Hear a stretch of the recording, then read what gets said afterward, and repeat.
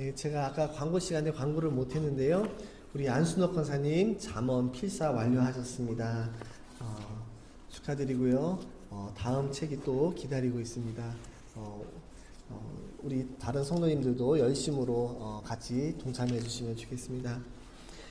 그리고 또 우리 윤중 권사님 월요일 오후에 눈 수술을 받으시게 되는데 윤중 권사님 눈 수술을 위해서 많은 기도해 주시면 좋겠습니다. 제가 바트린 광고 드렸고요.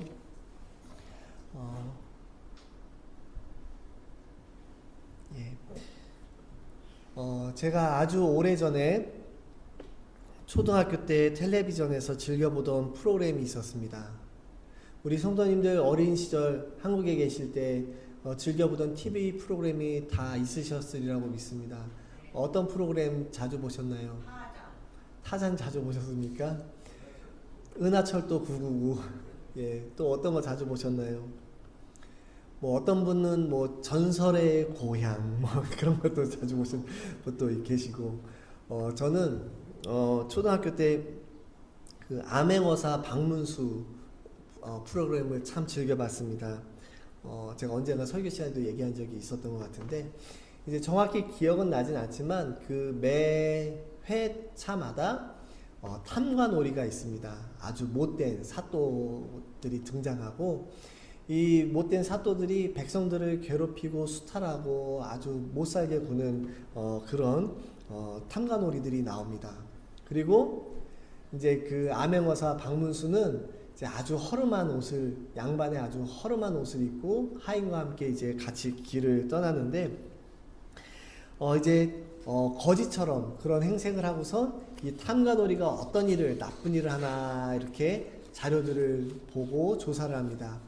그리고 나서 마지막에 이제 그 프로그램이 끝날 때쯤 되면 이제 이 박문수가 포졸들을 모으고, 몰래 흰옷을 입은 포졸들을 모으고 딱 그 사또가 있는 그 대문을 탁 치고 열고 들어가면서 마패를 딱 내밀고 암행어사 출두요 하면 포졸들이 막 나옵니다. 그러면 이 탐관오리가 아주 겁에 질린 표정을 짓고 벌벌 떱니다.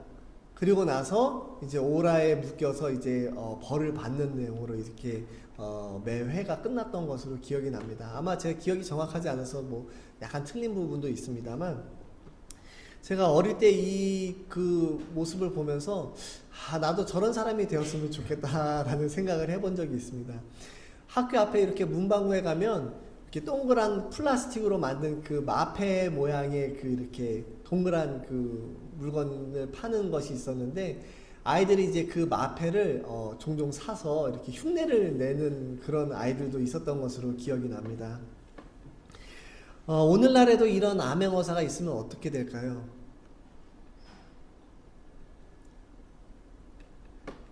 아마 잡혀갈 나쁜 정치인들 참 많으리라고 생각이 듭니다. 그런데 이 암행어사는 특별히 이제 왕이 임시로 임명하는 특별 관리였는데, 보통 정 3품이나 종 5품 정도의 높은 관직에 있는 사람 중에 한 명을 임명을 했다고 합니다. 그리고 이 암행어사로 임명이 되면 왕을 대신하는 절대 권한을 받았습니다. 그래서 이제 지방 관리들을 순찰할 때 왕은 아니지만 왕의 대리인으로서 처벌할 수 있는 그런 이제 아주 큰 권한과 권력을 받았는데, 어떻게 보면 왕이 직접 지방을 순시할 수 없었기 때문에 이 암행어사가 직접, 그러니까 대신해서, 왕을 대신해서 이제 그 지방으로 이렇게 순찰을 하고, 또한 탐관오리들을 이렇게 혼내주고 하는 그런 일이 있었던 것입니다. 제가 이 얘기를 왜 꺼내냐면, 이제 제가 오늘 설교 말씀의 결론부터 말씀드리면, 우리 모두, 여기 계신 우리 모두는 이 암행어사와 같은 특별한 권한을 받은 사람들입니다. 반응이 뜨뜻미지근하시네요. 하나님께서 우리들에게 하나님을 대신해서, 예수님을 대신해서 하나님께서 하시고자 하는 일들을 이 땅에서 대신 할 수 있도록 권한도 주시고 능력도 주셨는데, 우리는 그것을 잊고 사는 경우들이 많습니다. 제가 이제 오늘 말씀을 통해서 같이 나눠보고자 합니다. 특별히 이제 지난주 설교에 이어서 이제 우리가 구약 성경을 보면 하나님께서 선지자들을 통해서 하나님의 뜻을 대신 알리시는 경우들을 종종 보게 됩니다. 아주 흔하게 보게 되죠. 어떤 장면들이 기억이 나십니까? 선지자들을 통해서 하나님이 하나님의 뜻을 알리신 그런 사건들, 구약에 아주 많죠.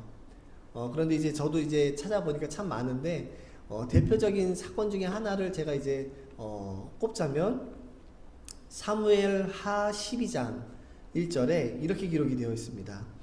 여호와께서 나단을 다윗에게 보내시니. 이 나단은 선지자고 다윗은 왕입니다. 그런데 나단이 다윗 왕에게 가서 꾸짖습니다. 그 꾸짖을 수 있는 권한이 어디서 나오죠? 어디서 나옵니까? 하나님으로부터 나오죠. 말씀에 이렇게 기록이 되어 제가 읽어드렸는데 여호와께서 나단을 다윗에게 보내시니. 마치 왕이 아멘어사를 보내듯이 하나님께서 나단을 다윗 왕에게 보내신 것입니다. 그러면 나단은 물론 선지자고 사람이지만 그 권한은 하나님께서 부어주신 하나님의 권한을 들고 다윗 왕에게 나아간 것이라고 할 수 있습니다. 이 나단이 다윗에게 말하죠.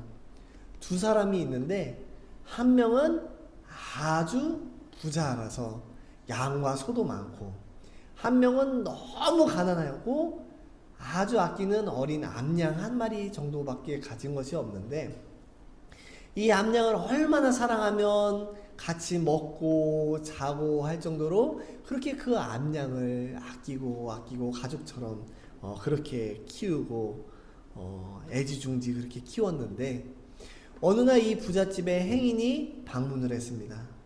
행인이 방문을 하면 집주인은 대접을 하죠.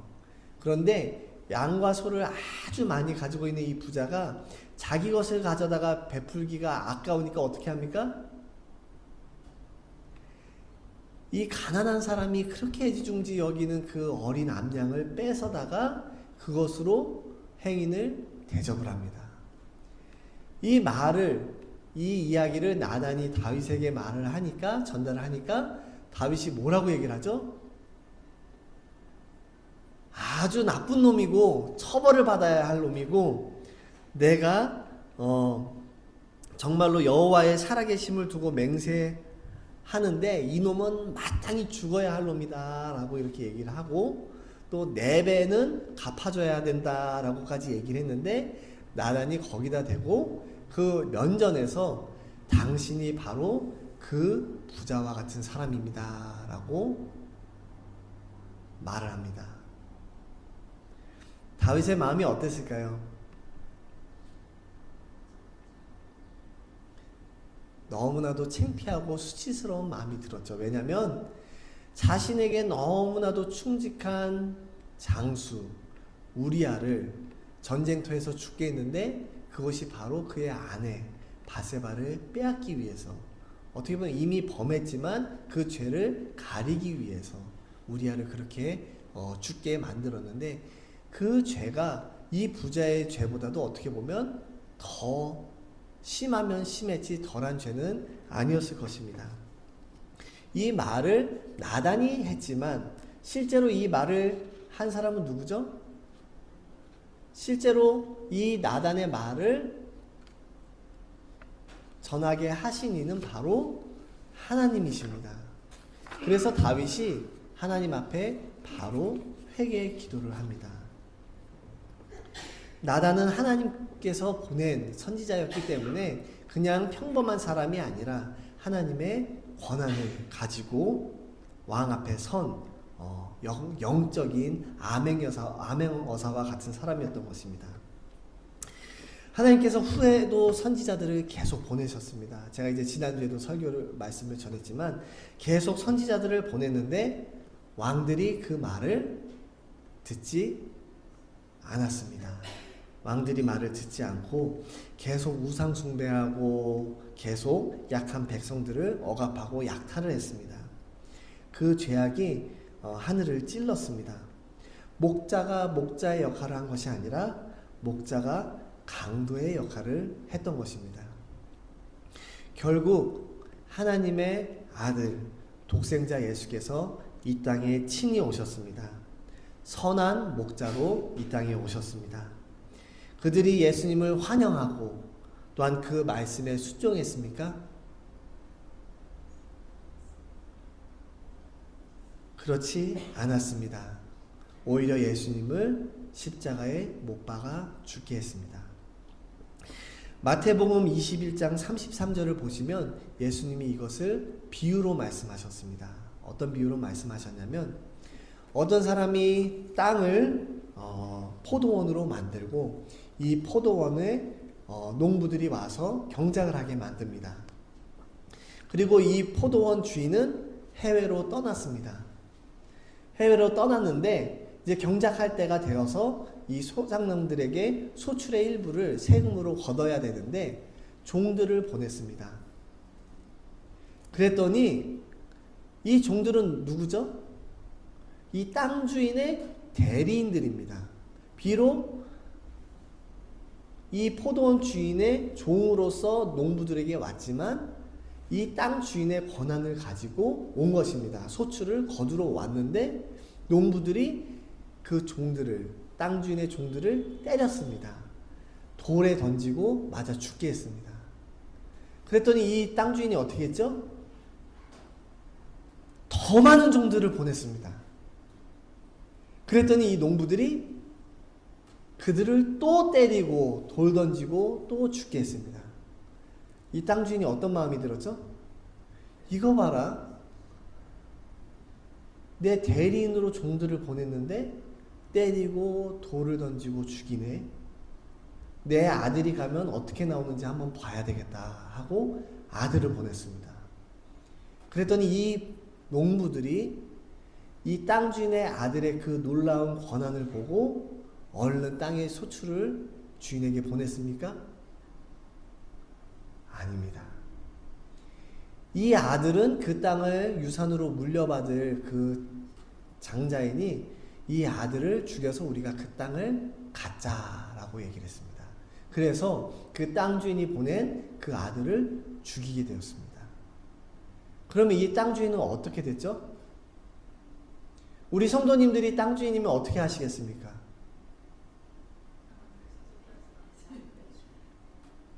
아마 내 아들을 죽인 그 농부들을 아마 더 큰 고통 가운데 죽게 하지 않았을까 싶습니다. 제가 그런 땅을 가져본 적은 없지만 만약에 그 포도원 주인이었다면 정말로 더 큰 고통 가운데 죽게 하지 않았을까라는 생각이 드는데, 이것은 어떻게 보면 예수님께서 하나님께서 이미 앞서 보낸 선지자들 그리고 십자가에 달려 돌아가실 자신을 비유로 말씀하신 것입니다. 하나님께서 친히 아버지 하나님께서 아들 독생자 예수를 이 땅에 보내셨는데 그를 환영하고 그 말씀에 순종한 것이 아니라 오히려 그를 십자가에 못 박아 죽게 만들었습니다. 특별히 이제 오늘 본문은 우리가 요한복음 14장을 읽었는데 앞부분을 보시면 어떤 내용이 나오냐면 예수님께서 십자가에 달려 돌아가시기 전에 예루살렘에 입성하시고 성전을 정화하시고 또한 제자들과 같이 함께 식사를 하시고 제자들의 발을 씻기시는 내용이 나옵니다.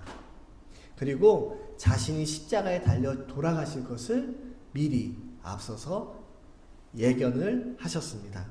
그리고 가룟 유다가 배신할 것, 그리고 베드로가 예수님을 부인할 것도 이미 앞부분에서 이 14장 바로 앞부분에서 말씀을 하셨습니다. 그러니까 이 제자들이 그 말씀을 듣고 너무나 마음 가운데 근심이 가득했습니다. 왜냐하면 내가 너무나도 믿고 따랐던 사랑하는 예수님께서 십자가에 달려 죽으신다고 이렇게 말씀을 하시니 어떻게 해야 하나 이제 마음에 근심이 가득했던 것입니다. 그 근심 가운데 있을 때 예수님께서 오늘 본문 14장 1절부터 3절까지 근심하지 말라라고 말씀하신 것입니다. 그리고 나를 믿고 내 아버지 집에 거할 것이 많다라고 말씀하셨습니다. 또한 지금 잠시 떠나지만 그것은 곧 너희들이 거할 처소 하나님 나라를 예비하러 가신다고도 말씀을 하셨습니다. 예수님께서 지금 당장 떠나시는 것은 그 제자들의 눈에서는 절망과 좌절이지만 그것은 오히려 예수님께서 우리에게 주실 천국의 소망과 영생을 주시기 위한 예비의 과정 가운데 하나였던 것이기 때문에 근심하지 말고 걱정하지 말라라고 말씀하신 것입니다. 여기 앉아 계신 우리 성도님들 가운데 마음에 근심이 없으신 분 계신가요? 마음 가운데 걱정이 없으신 분 계십니까? 예, 한 분 손 드셨습니다. 사실 저도 마음 가운데 걱정이 있습니다. 걱정이 있는데 그 걱정은 장차 우리에게 주어질 천국의 소망 앞에서는 아무것도 아닌 것입니다. 우리가 지금 누리고 있는 그 모든 것들, 또 우리가 부러워하는 사람들이 가지고 있는 부귀 영화와 모든 세상의 권력과 재화들은 다 언젠가든 썩어지고 없어질 것입니다. 하지만 우리에게 주어질 하나님의 나라와 우리에게 주실 하나님의 영생은 그 소망은 영원할 것이기 때문에 오늘의 근심, 걱정은 그것에 비하면 아무것도 아닌 것입니다. 예수님께서 제자들에게 너희들이 지금 내가 죽게 되었다고 해서 근심하고 걱정하지만 그것은 내가 너희들의 처소를 예비하기 위한 것이고 또한 그것을 비하면 아무것도 아닌 것이기 때문에 근심하고 걱정하지 말라라고 이렇게 말씀을 하셨습니다. 그렇기 때문에 제자들은 그 말씀에 위로를 받고 평안할 수 있었던 것인데 우리들도 또한 예수님의 그 말씀을 기억하면서 천국의 소망을 품고 또한 영생의 소망을 가지고 산다면 오늘의 마음 근심 걱정은 다 우리 조성영 권사님처럼 아무것도 아닌 것이 될 줄 믿습니다. 하나님께서 우리에게 주신 그 천국은 이미 예비되고 주어진 것입니다. 또 하나님께서 우리에게 주시는 그 축복과 은혜도 이미 우리에게 주어진 것입니다. 우리가 할 일은 그저 하나님을 믿고 신뢰하고 앞으로 나아가는 것뿐입니다. 마음 가운데 근심과 걱정과 두려움이 있으시다면 모든 것을 다 하나님께 맡기시고 하나님을 의지하는 믿음 가운데 앞으로 나아가시기를 축원드립니다. 제가 아는 분이 저에게 그런 말씀을 하셨어요. 저를 위해서 기도해 주세요 이렇게 얘기를 하시더라고요. 그래서 무슨 일이 있으신가요? 그랬더니 마음이 너무 불안합니다 이렇게 말씀하세요. 세상 가운데 불안하지 않은 사람이 어디 있습니까? 근심 걱정이 없는 사람이 없죠. 그럼에도 불구하고 하나님을 믿고 믿는 의지하는 믿음 가운데 우리가 앞으로 나아간다면 그 불안이 오히려 기대와 확신이 될 줄 믿습니다. 우리 근심 걱정은 다 하나님께 맡기고 앞을 바라볼 수 있는 여호수아가 가나안을 향해서 나아갔듯이 앞을 바라볼 수 있는 우리 모두가 되기를 간절히 축원합니다. 5절부터 12절까지는 이제 제가 말씀드린 것처럼 하나님의 독생자로서 이 땅에 오신 예수님이 누구이신지를 말씀하고 계십니다. 삼위일체 하나님으로서 아버지 하나님의 아들이신 예수 그리스도를 본 자들은 곧 누구를 본 것과 같다고요? 아버지 하나님을 본 것과 같습니다. 왜냐하면 예수님께서 하나님 안에 거하시고 또한 예수님 안에 하나님 아버지가 있기에 온전히 교제하는 그 하나됨 가운데 예수님을 바라본 사람은, 예수님의 말씀을 듣는 사람은 하나님의 음성과 하나님의 사랑을 이미 체험하게 된 것입니다. 제가 지난주에 말씀드린 것처럼 예수님은 양의 문이 되시고 선한 목자가 되셔서 구원의 길로 우리를 인도하시는 유일한 구원의 길로 가는 통로 되시는 분이십니다. 길과 진리와 생명이 되신 예수 그리스도를 통해서 우리가 하나님과 무너진 그 관계를 회복하고 또한 구원의 길로 나아가게 되는데, 바로 그 예수 그리스도께서 바로 하나님의 뜻을 이 땅에 온전히 전하셨고, 또한 제자들도 온전히 하나님을 예수 그리스도를 통해서 볼 수 있었던 것입니다. 우리 믿는 사람들은 예수 그리스도를 믿고 따르는 그 믿음으로 인하여서 누구나 영생을 얻고 하나님의 자녀가 되는 권세를 얻었습니다. 예수님의 제자들이 천국을 이미 받은 것처럼 우리도 또한 예수 그리스도를 통해서 영생의 문으로 나아가게 될 것입니다. 이제 예수님은 13절, 14절에 당부를 하셨습니다. 오늘 말씀의 주제인데, 너희가 내 이름으로 무엇을 구하든지 내가 행하리니 내 이름으로 무엇이든지 내게 구하면 내가 행하리라. 아멘. 이렇게 말씀하셨습니다. 예수님은 이제 제자들을 떠나 보내시면서 예수님의 이름으로 기도하는 것을 통하여서 예수님을 만날 수 있음을 말씀하셨습니다. 이것은 곧 제자들이 예수님의 대리인으로서 예수님의 이름으로 세상에서 예수님을 선포하고 복음을 증거하는 증인으로, 그리고 하나님의 뜻을 위임받은 자로 살아갈 것을 당부하신 것입니다.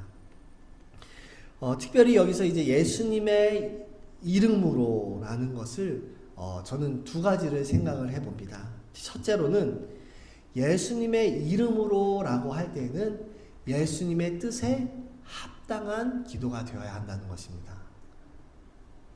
제가 예를 들어서 큰 아이에게 이렇게 얘기를 해요. 신이야, 엄마가 너 이렇게 하라고 얘기했는데 라고 했을 때, 제가 아내가 하지도 않은 말을 이렇게 얘기를 하면 됩니까? 안 됩니까?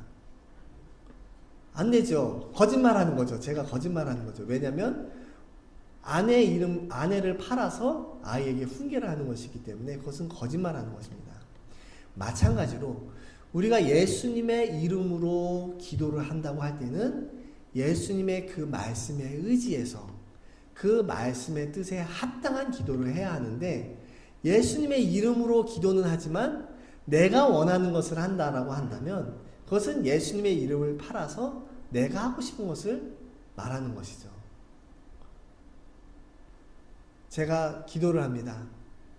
예수님의 이름으로 기도를 드리는데 로또에 당첨되게 해주십시오. 당첨이 되겠습니까? 되지 않겠습니까? 물론 그 기도가 저는 나쁘다고는 말씀을 드리는 것은 아닙니다. 우리가 기도할 수 있죠. 기도할 수 있지만 그것은 진정한 의미에서 예수님의 이름으로 기도하는 것은 아닙니다. 그것은 내 의지대로 부탁을 하는 기도이지 예수님의 이름으로 예수님의 뜻대로 기도하는 것은 아닙니다. 우리가 예수님의 이름으로 기도한다고 할 때는 예수님께서 말씀하셨던 그 말씀과 그 보여주셨던 그 삶의 과정들을 통해서 예수님의 뜻에 합당한 기도를 우리가 할 때 그것이 예수님의 이름으로 하는 기도라고 할 수 있지 않을까 싶습니다.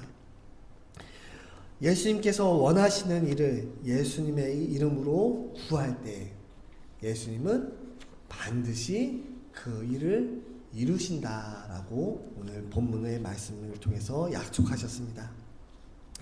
예수님은 부활 후 승천하실 것이지만 보혜사 성령님을 우리에게 보내주셨고, 우리가 어떤 말을 하고 어떤 행동을 해야 하는지는 이미 예수님의 사역을 통해서 다 배웠습니다. 그렇기 때문에 우리가 예수님으로부터 그 사역을 위임받은 것입니다. 이것은 성교학의 내용인데 제가 이제 예전에도 한번 말씀을 드렸지만, 하나님께서 예수 그리스도를 이 땅에 보내셨고 예수 그리스도께서 승천하시면서 보혜사 성령을 우리에게 보내셨고, 또 그 보혜사 성령을 통해서 하나님은 우리들을 세상에 보내셨습니다. 예수 그리스도께서 하나님의 뜻을 이 땅에서 이루셨고, 또한 성령님께서 하나님의 그 뜻을 이 땅에서 이루신 것처럼 우리도 그 하나님의 뜻을 위임받아서 우리도 또한 이 땅 가운데 하나님의 뜻을 이루고 하나님의 나라를 세워가는 것이 바로 우리가 흔히 말하는 미션, 선교의 의미입니다. 선교가 무엇이냐라고 묻는다면 하나님께서 예수 그리스도를 통해서, 그리고 예수 그리스도께서 성령님을 보내시고 또한 성령님을 통해서 제자들 가운데 하셨던 그 모든 것들이 또한 우리에게 위임이 되어서 우리가 하나님의 대리인으로 이 땅 가운데 하나님의 뜻을 이루어 나아갈 때 그것이 바로 선교의 참된 의미라는 것입니다. 그 귀한 사역을 예수님은 제자들에게 부탁하시면서 예수님의 이름으로 기도하고 또한 그 뜻을 이루실 거다라고 약속을 하셨습니다. 그래서 예수님께서 승천하실 때 우리에게 무엇을 명령하셨죠? 오직 성령이 너희에게 임하시면 너희가 권능을 받고 예루살렘과 온 유다와 사마리아 땅끝까지 이르러 내 증인이 되리라. 아멘. 이렇게 말씀하셨습니다. 이 증인이 된다는 것은 예수님께서 우리에게 가르치시고 보여주셨던 그 삶과 그 삶의 목적을 우리도 똑같이 위임을 받아서 세상 가운데 하라라는 말씀입니다. 우리 조성청 원사님께서 기도 가운데 빛과 소금의 역할을 감당하는 우리 브루클린 연합감리교회가 되게 해달라고 기도하셨는데, 그것이 바로 오늘 본문에 예수님께서 예수님의 이름으로 우리가 세상에 나아갈 때 어떤 삶을 살아야 하는지를 보여주신 말씀이라고 할 수 있겠습니다. 우리는 과연 세상 속에서, 그리고 우리 브루클린 연합감리교회는 과연 세상 속에서 빛과 소금의 역할을 잘 감당하고 있는지, 하나님으로부터 특별한 권한을 위임받아서 영적인 암행어사와 같은 그런 특별한 하나님의 그 임무를 잘 수행하고 있는지 우리가 다시 한번 돌아보면서 우리 브루클린 연합감리교회가 주님께서 귀한 일을 맡겨주신 귀한 빛과 소금의 역할을 잘 감당하기를 간절히 축원합니다. 기도하겠습니다. 고마우신 하나님, 감사합니다. 저희들에게 귀한 사역을 맡겨주심에 감사를 드립니다. 주님께서 우리에게 맡겨주신 일을 천사도 흠모하겠다는 그 찬양 가사처럼 하나님께서 우리에게 맡겨주신 것은 너무나도 귀하고 귀한 사역인데, 우리가 세상 가운데서 그 임무들을, 우리의 사역들을 잊고 살아가고 있지는 않은지 말씀을 통해서 다시 한번 돌아보게 됩니다. 예수님의 이름으로 우리가 세상에 나아갈 때 세상의 그 모든 권세를 꺾고 하나님의 그 뜻을, 하나님의 나라를 이 땅 가운데 온전히 세워가는 우리 모두가 될 수 있도록 주님 축복하시고 인도하여 주시옵소서. 주님의 은혜에 감사를 드리며 예수님의 이름으로 기도드립니다. 아멘.